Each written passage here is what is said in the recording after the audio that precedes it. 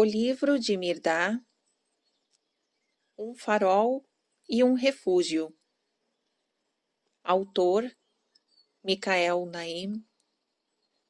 Editora Pentagrama. A história do livro. Introdução, parte 1. O abade prisioneiro. No mais alto cume das montanhas alvas, conhecido como o Pico do Altar, jazem as vastas e sombrias ruínas de mosteiro, outrora famoso com o nome de A Arca. A tradição o ligava a uma antiguidade tão venerável quanto a do dilúvio. As várias lendas se teceram a respeito da Arca, porém, a que mais se espalhava na boca dos montanheses, entre os quais tive oportunidade de passar um verão, à sombra do Pico do Altar, é a seguinte. Muitos anos após o grande dilúvio, Noé e sua família e seus afins arribaram as montanhas alvas, onde encontraram vales férteis, rios caudalosos e um clima extraordinariamente ameno. E ali resolveram fixar-se. Tendo Noé percebido que seus dias se aproximavam do fim, chamou para junto de si seu filho Sem, que era, como ele, um sonhador e tinha visões, e lhe falou: Repara, filho meu, quão rica foi a colheita este ano de teu pai. Agora o último molho está pronto para a segadeira. Tu e teus irmãos e teus filhos e os filhos de teus filhos repovoareis a terra desolada, e a tua semente será como a areia do mar, segundo a promessa que Deus me fez.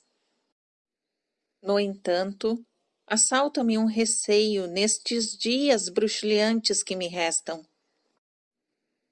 É o de que os homens, com o tempo, se esqueçam do dilúvio e da luxúria e maldade que o provocaram. De que também se esqueçam da arca e da fé que a susteve em triunfo, durante 150 dias sobre a fúria dos abismos vingadores, e de que nem se lembrem da nova vida que surgiu desta fé, da qual eles são fruto. Para que eles não esqueçam, eu te peço, filho meu, que levantes um altar sobre o mais alto pico destas montanhas, o qual daí por diante será chamado o Pico do Altar. E rogo-te que construas à sua volta desse altar uma casa que em todos os pormenores corresponda à arca, e que, sendo embora de menores dimensões, será chamada Arca. Sobre esse altar, eu me proponho a fazer minha última oferenda. E o fogo que eu ali acender, peço-te que os conserves constantemente aceso. Quanto à casa, delas farás um santuário onde viverá uma pequena comunidade de pessoas escolhidas, cujo número nunca será nem mais nem menos que 9. Serão conhecidos como os companheiros da arca. Quando um destes companheiros falecer, Deus imediatamente proverá outra pessoa que a substitua. Essas pessoas jamais deixarão o santuário onde viverão uma vida de claustro pelo resto de seus dias, praticando toda a austeridade da arca-mãe e conservando acesso ao fogo da fé, pedindo ao Altíssimo que as guie bem como os seus companheiros. As suas necessidades materiais serão providas pela caridade dos que tiverem fé. Sem que estivera bebendo sílaba por sílaba as palavras de seu pai, o interrompeu para saber o motivo do número 9, nem mais nem menos. O patriarca, castigado pela idade, explicou: Porque foi esse o número dos que vieram na arca? Mas Sem não conseguia contar mais do que 8. Seu pai, sua mãe, ele próprio e sua esposa, seus 2 irmãos e as respectivas esposas. E, consequentemente, ficou perplexo diante das palavras de seu pai. Noé, percebendo a perplexidade de seu filho, explicou ainda: Guarda silêncio, que te vou revelar um grande segredo, meu filho. A 9ª pessoa era um clandestino, que somente eu vi e conheci.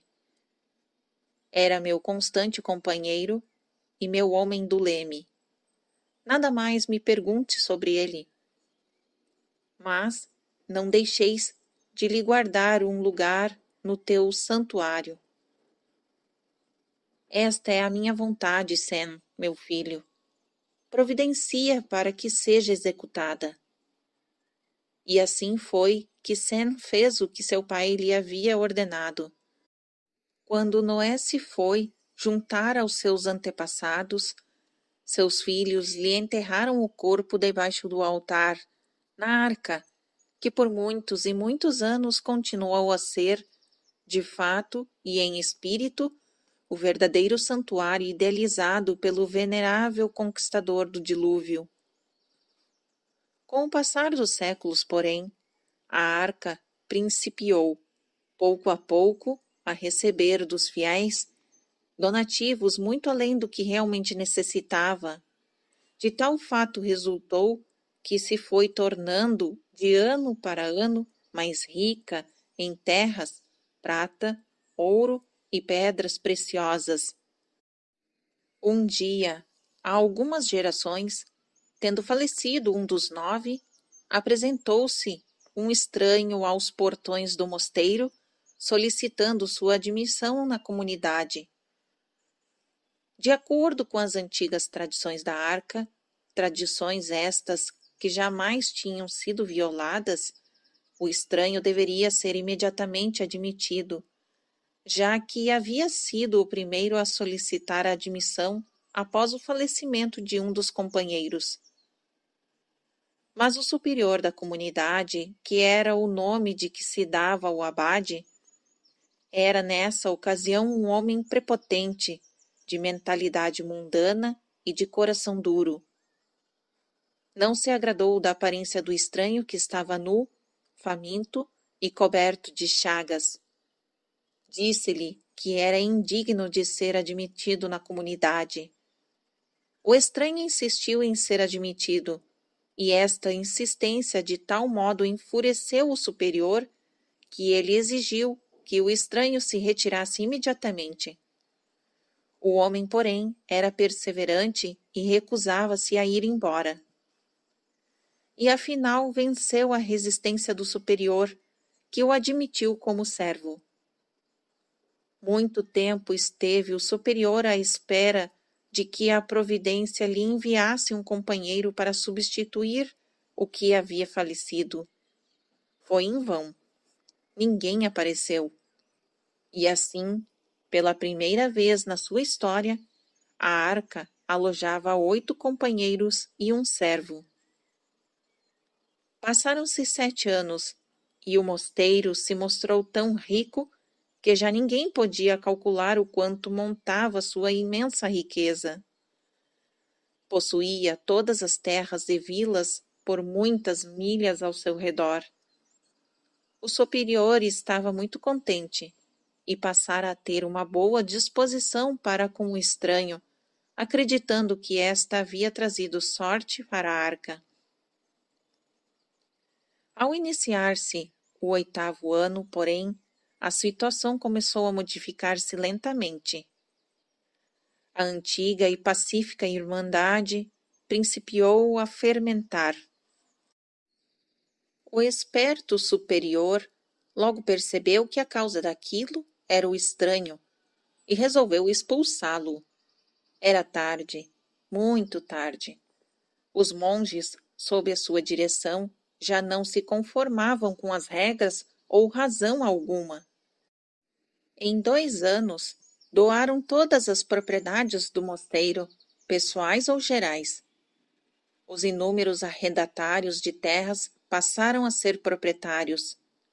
O terceiro ano, todos os monges abandonaram o mosteiro.